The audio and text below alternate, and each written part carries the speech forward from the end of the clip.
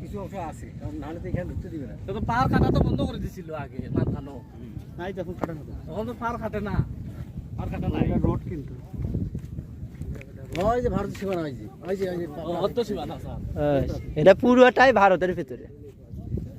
পাহাড় আর আইনে তো ও নিচ দিকে রাস্তা করে তো, ওই যে নিচে রাস্তা তো, হ্যাঁ জানা কি তা ওইটা নদী, নদী না রাস্তা করে, ওই যে গাড়ি আছে ওইটা নদী নদী।